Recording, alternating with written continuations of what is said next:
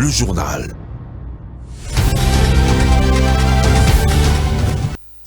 L'actualité dans toute son intégralité, mesdames et messieurs, bonsoir et bienvenue dans cette nouvelle session d'information. Voici les sommaires.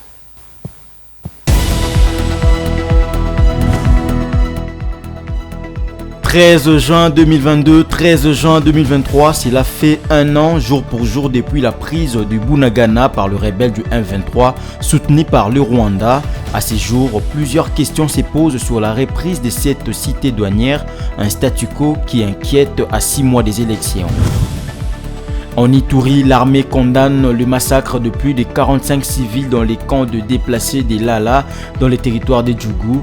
L'armée parle d'un acte de sabotage de ceux qui sont contre le processus de paix en Ituri. Le porte-parole du FARDC annonce qu'une enquête est ouverte pour mettre la main sur les auteurs de ces crimes. Pour lutter contre des cas récurrents d'enlèvement dans la ville de Kinshasa, la police nationale congolaise a pris une décision radicale quant aux voitures communément appelées Ketch. Au cours d'une parade policière au stade des Martyrs, Sylvano Kassongo, commissaire divisionnaire adjoint de la police ville de Kinshasa, a ordonné en délai 48 heures aux chauffeurs concernés de retirer les vitres fumées pour ne pas faciliter ces opérations criminelles. Mesdames et messieurs, bonsoir. Merci de nous choisir pour vous informer à la une de l'actualité. C'était dans la confusion totale que dans la nuit du 12 au 13 juin 2022, la cité de Bunagana dans la province du Nord Kivu était tombée entre les mains de rebelles du M23 soutenus par le Rwanda après d'intenses combats avec les forces armées de la République démocratique du Congo. Une année après, cette cité stratégique et frontalière à l'Ouganda reste toujours sous contrôle de rebelles du M23. Les écoles sont restées fermées, mais la vie reprend timidement car la population est coupée de l'administration nationale et s'adonne aux travaux champêtres. Ainsi, la force de la SADC est vivement attendue dans cette partie du pays. Commentaire de Ranta Luyela. Cela fait un an jour pour jour que les M23 soutenus par l'armée rwandaise contrôlent la cité douanière de Bunagana dans le Nord Kivu. Ni les FARDC, ni la force régionale de la communauté des États de l'Afrique de l'Est, EAC, ne sont parvenus à déloger les insurgés et leurs alliés, un statu quo qui inquiète à 6 mois des élections générales. L'école est toujours fermée, les enfants quasiment abandonnés aux grandes dames des parents. Un an plus tard, la cité commence à reprendre vie, mais pas comme d'habitude. Ne supportant pas les conditions dans les sites des déplacés surpeuplés et invivables, beaucoup parmi les habitants qui avaient fui Bunagana sont de retour. Et pour survivre dans cette agglomération coupée de l'administration nationale, certains s'adonnent aux activités champêtres. Ici, les commerces tournent à peine, les boutiques ferment à 18h, beaucoup trop tôt que d'habitude pour les habitants de cette cité frontalière. Aussi, les activités économiques bégayent, étant donné qu'officiellement la douane ne fonctionne pas, même si de leur côté, les combattants du M23 contrôlent la frontière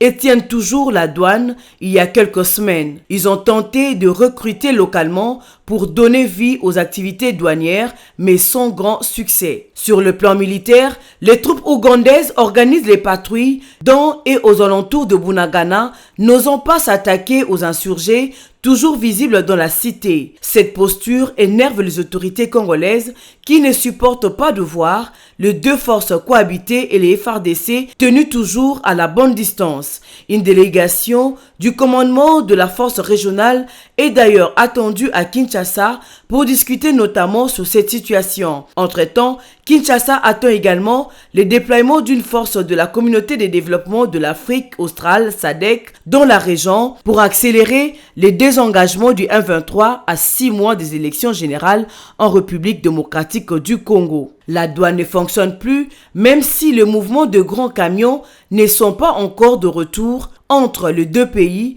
via ces tronçons. Des commerçants congolais et ougandais traversent la frontière maintenant, une activité commerciale pour le moins chancelante.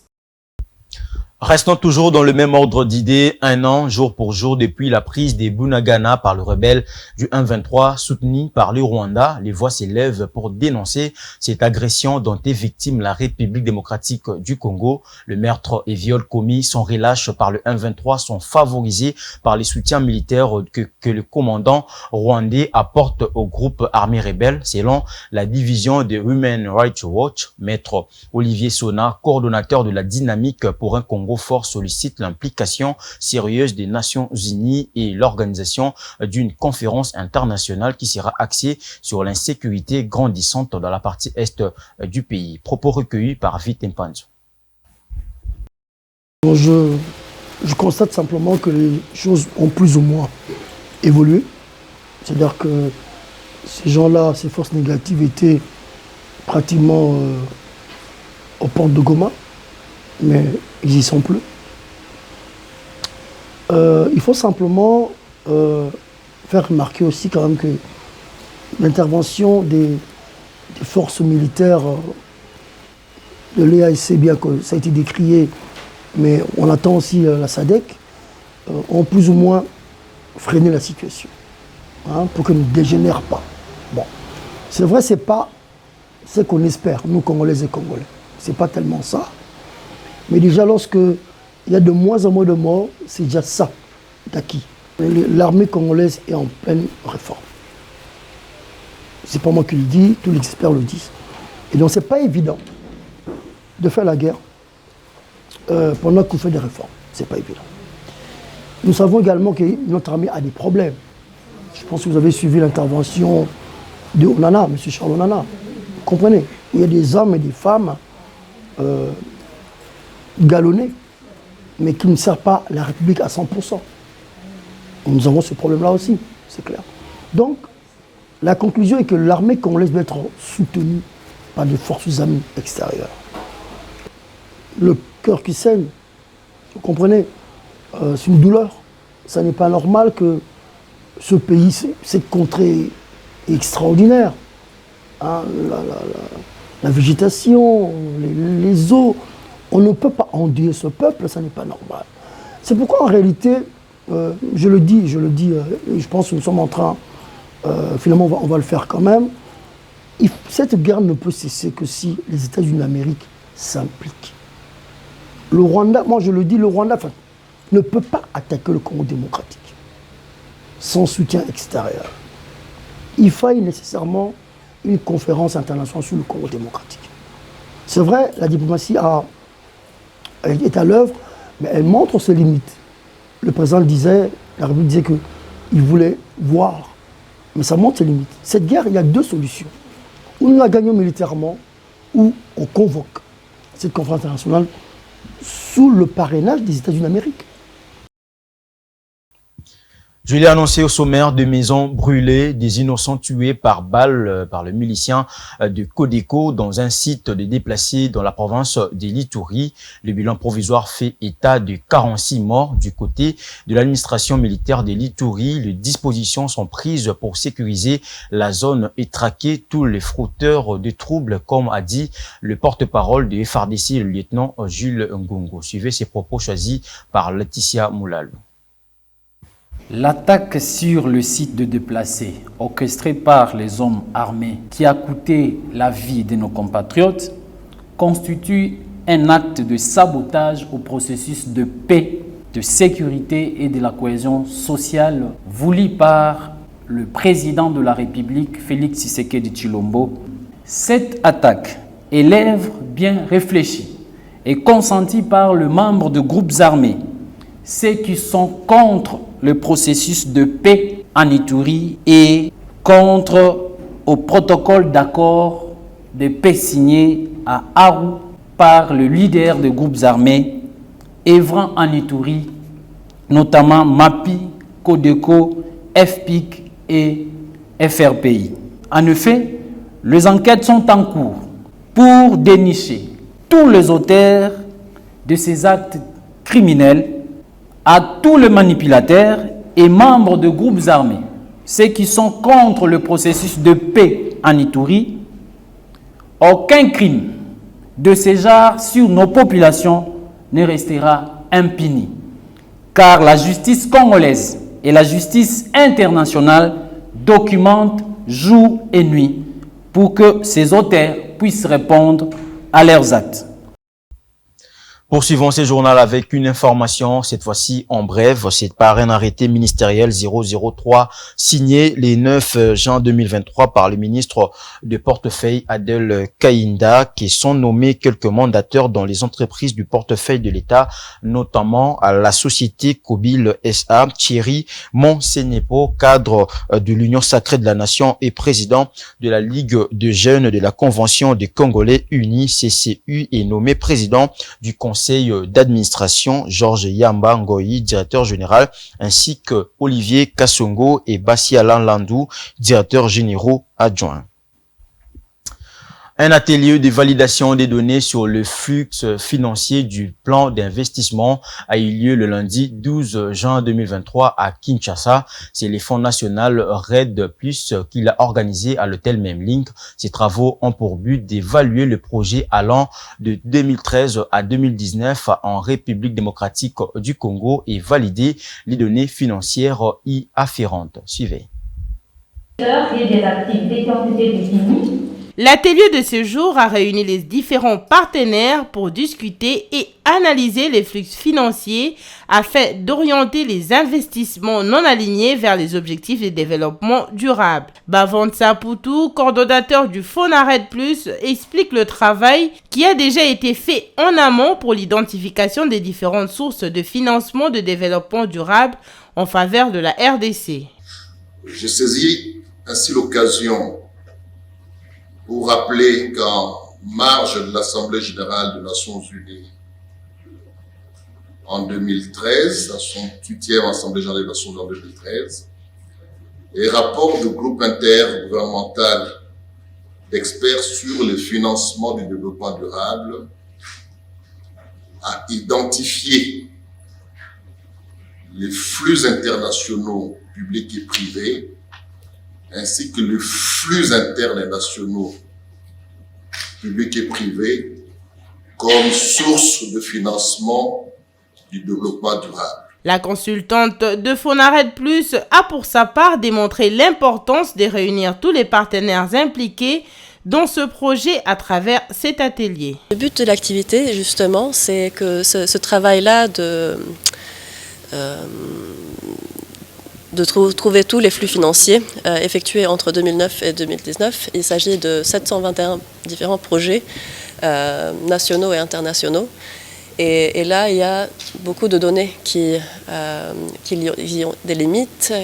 On a besoin de l'appui de toutes les parties prenantes, justement, pour valider ces données-là. Il faut noter que la République démocratique du Congo possède le second plus grand massif forestier au monde, soit 7% de la surface mondiale de forêt tropicale.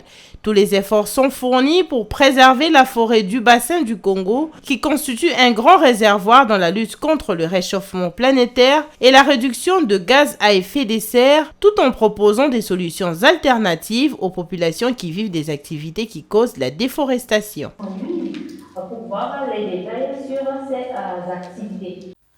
Dans l'actualité également, dans le but de lutter contre le cas récurrent d'enlèvement dans la ville de Kinshasa, la police nationale congolaise a ordonné aux chauffeurs de taxi Ketch d'enlever les vitres fumées de leur taxi, et cela dans un délai de 48 heures. Ces délais de 48 heures comptent pour ce mardi 13 juin et mercredi 14 juin, nous dit Bijou Lumuna.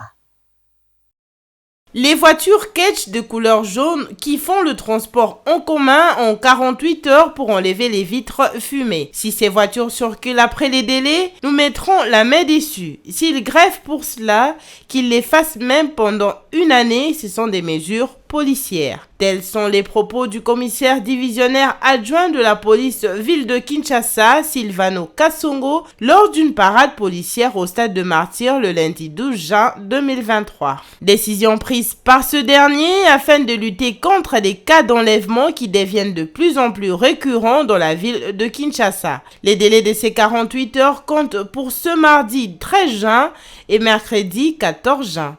À partir du jeudi 15 juin, aucun véhicule véhicule taxi de transport en commun n'a le droit de circuler avec les vitres fumées. Signalant que ce dernier mois, plusieurs cas d'enlèvement ont été enregistrés dans la capitale congolaise. Cela s'est fait à travers les transports en commun et pour la majeure partie des cas avec des véhicules dits ketch. L'actualité, c'est aussi à l'ouest du pays, à Bandundu-Ville. Il est désormais possible de circuler librement jusque tard sur les grandes artères de la ville. L'éclairage public qui faisait défaut depuis plusieurs années a été rétabli. Une action saluée par les habitants de Bandundu-Ville, plus particulièrement le motard. Je propose de suivre ces constats faits par l'ACP. Des lampadaires qui s'allument enfin à Bandundu-Ville. La ville qui était plongée dans le noir depuis plusieurs années s'éclaire à nouveau. Ici, sur l'avenue Wamba, on peut à ce jour circuler et vendre librement ses articles dans la soirée sans inquiétude. Les plus satisfaits sont les taxis motos. On terminait le travail avant, fuyant l'insécurité. Les inciviques nous ravissaient le téléphone, l'argent et autres. La population salue cet acte qui intervient après plus d'une décennie. Cet éclairage public vient chasser le banditisme urbain favorisé par l'obscurité. Le vœu des habitants de Bandundu-Ville est de voir la mairie étendre ses travaux à d'autres artères principales du chef-lieu de la province du Kwilu. Nous sommes tellement satisfaits puisque, comme on éclairage public, il va éliminer premièrement. L'éclairage public vient éliminer les taux d'insécurité constatés. Nous avons besoin qu'il continue jusqu'aux avenues Fatundu, boulevard, où il y a de l'insécurité totale. Si c'est fait, ça donnera une nouvelle image. On pourra travailler jusqu'à la nuit sans problème parce que voyant la lumière, il n'y a pas moyen qu'on vous attaque. Qu'il continue comme ça. Bandundu-Ville est l'une des rares villes du Grand Bandundu disposant de l'énergie électrique 24 heures sur 24. Elle en a bénéficié vers les années 90 à l'époque du président Mobutu. La ligne haute tension part de Maluku dans la province de Kinshasa, amenant 12 MW au chef-lieu de la province du Kwilu. Mais l'éclairage public, qui pourtant existait, avait cessé de fonctionner voilà plus de 10 ans. Ce nouvel éclairage a été lancé mardi dernier par le gouverneur du Kwilu, Willy Itundala. Les travaux ont été exécutés par la Société nationale d'électricité SNEL en sigle, et c'est la mairie de Bandundu-Ville qui les a financés. D'une province à une autre, le prix d'un sac de farine de maïs de 25 kilos est passé des 90 000 francs congolais au mois de mars dernier à 50 000 francs, voire 45 000 francs congolais actuellement à Lubumbashi. C'est une réduction de près de 50 du prix d'un sac constaté sur le marché de Lubumbashi dans le Haut-Katanga. Cette baisse ne satisfait pas encore une partie de la population qui demande à ce que le prix aille jusqu'à 25 000 francs congolais comme au début de l'année en cours. Le détail dans ces reportages. À Lubumbashi, dans le Haut-Katanga, la farine de maïs est l'aliment de base. Cet aliment très prisé par les Katangais coûte maintenant plus cher qu'avant. Il faut débourser entre 45 000 francs et 50 000 pour avoir un sac de farine de maïs de 25 kilos. Au marché central Mzee Kabila, les vendeuses et vendeurs se plaignent de cette hausse vertigineuse du prix de la farine de maïs. Nous sommes préoccupés par la question du maïs. À cela s'ajoute celle de la scolarisation des enfants. Si le prix du maïs est trop bas, nous serons tranquilles pour nous occuper de la scolarisation de nos enfants. Le sac de farine coûte 50 000 francs. Comment ferons-nous avec la rentrée scolaire ? Le prix d'un sac de farine de maïs est réduit actuellement de moitié. Mais certains Louchois ne sont pas totalement satisfaits de cette baisse du prix. Ils demandent l'implication des autorités pour réduire encore davantage le prix d'un sac de farine de maïs de 25 kilos. Aujourd'hui, le sac de farine de maïs coûte 50 000 francs et ça nous étonne. Comment ferons-nous? Nous avons connu le prix du maïs à 15 000 francs. Aujourd'hui, c'est 50 000 francs, mais dans de nombreux foyers, les hommes sont chômeurs. Allons-nous penser à la farine de maïs ou à l'éducation de nos enfants? ou bien tutawaza mambo ya masomo. Christian Kassongo tient un dépôt de farine de maïs à Lubumbashi. Il n'arrive pas à écouler correctement sa marchandise puisque le prix, bien que réduit de moitié, semble être encore élevé pour certaines familles dont la bourse ne permet pas de se procurer à ces prix-là. Il en appelle aussi à l'État congolais pour que le prix de la farine de maïs puisse encore baisser. Ici, nous vendons de la farine de maïs à 45 000 francs. Le prix n'a vraiment pas baissé. Nous demandons que ça revienne même à 25 000 francs. Le gouvernement central a envoyé en mai dernier une forte délégation gouvernementale pour juguler la crise du maïs dans l'ex-province du Katanga. Dans la foulée, l'exécutif a signé des accords d'importation de maïs avec certains pays, dont la Zambie et l'Afrique du Sud, en vue de combattre la spéculation des prix de ces denrées alimentaires de base. Cette baisse de moitié du prix de la farine des maïs à Lubumbashi est le résultat de cette mesure du gouvernement qui commence à redonner espoir à la population louchoise. Ce jour-là est terminé. Je vous en rappelle tout de suite les principaux titres.